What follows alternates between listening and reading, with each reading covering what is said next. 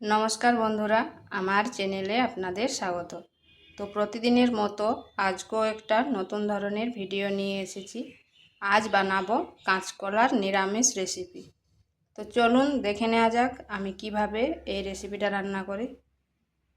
এখানে নিয়েছি কাঁচকলা। কাঁচকলাগুলো এইভাবে কেটে নিয়েছি একটা মিডিয়াম সাইজের আলু আর গাজর। কড়াইতে দিয়ে দিচ্ছি তেল। প্রথমে কাঁচকলাগুলো দিয়ে দেবো।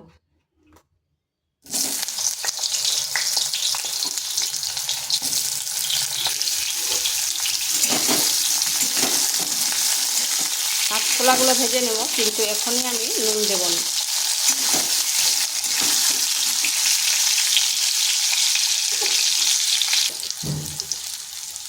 কাঁচকলাটা এইভাবে হালকা একটু ভেজে নিয়েছি।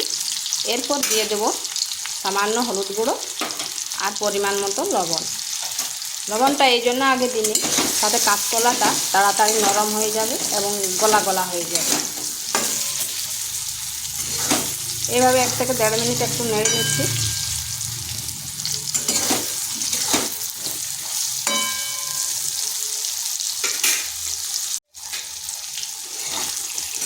এগুলো ভাজা হয়ে গেছে, এগুলোকে তুলে নিচ্ছি।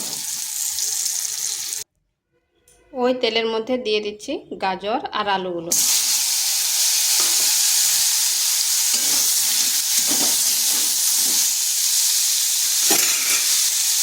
দিয়ে দিচ্ছি পরিমাণ মতো লবণ আর সামান্য একটু হলুদ গুঁড়ো।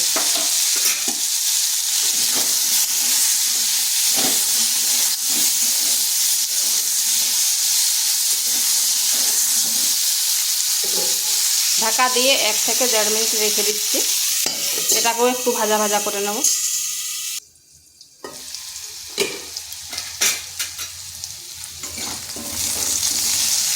এগুলোও ভাজা ভাজা হয়ে গেছে, এরপর এগুলোকে তুলে নিচ্ছি।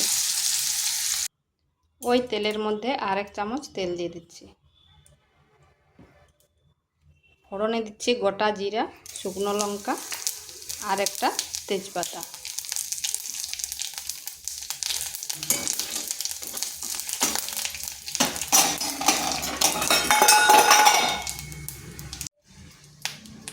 এখানে দিচ্ছি হলুদ গুঁড়ো। দিয়ে দিচ্ছি আদা আর কাঁচা লঙ্কার পেস্ট। হলুদটা এই জন্য আগে দিলাম, তাতে না ছিটায় আর কি আদাটা।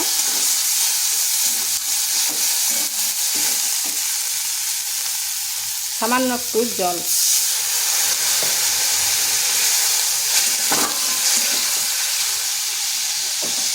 এরপর দিয়ে দিচ্ছি জিরা গুঁড়ো, ধনে গুঁড়ো আর লঙ্কার গুঁড়ো। এই মশলাটা একটু কষে নিচ্ছি। মশলাটা বেশ কিছুক্ষণ কষে নিয়েছি, আর কড়াই থেকেও তেল ছেড়ে যাচ্ছে। এরপরে দিয়ে দিচ্ছি কলা আর আলুগুলো।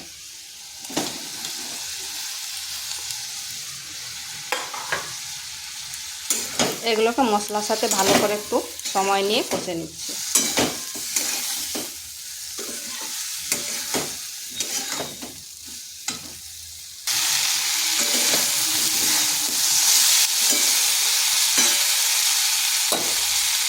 এটা কষানো হয়ে গেছে, দিয়ে দিচ্ছি জল।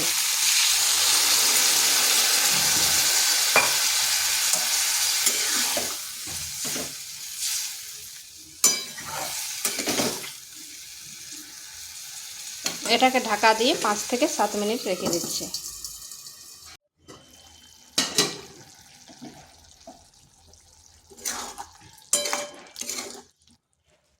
দেখুন এগুলা খুব সুন্দরভাবে সেদ্ধ হয়ে গেছে। ভাজার সময় তো সেদ্ধ হয়ে গেছে, তাই সামান্য একটু জল দিয়ে, আর এখানে দিয়ে দিলাম গরম মশলা। 1 থেকে 1.5 মিনিট এভাবে রান্না করে নিচ্ছি। এইভাবে একবার নিরামিষ কলার রেসিপি করে দেখতে পারেন, খেতে কিন্তু দুর্দান্ত হয়। তো এটা হয়ে গেছে। আর ভিডিওটা ভালো লাগলে লাইক, শেয়ার, কমেন্ট অবশ্যই করবেন। আর নিত্য নতুন রেসিপি পাওয়ার জন্য চ্যানেলটিকে সাবস্ক্রাইব করবেন। এর মাঝখানে একবার নুনটা চেক করে নেবেন। এরপর নামিয়ে নিচ্ছি।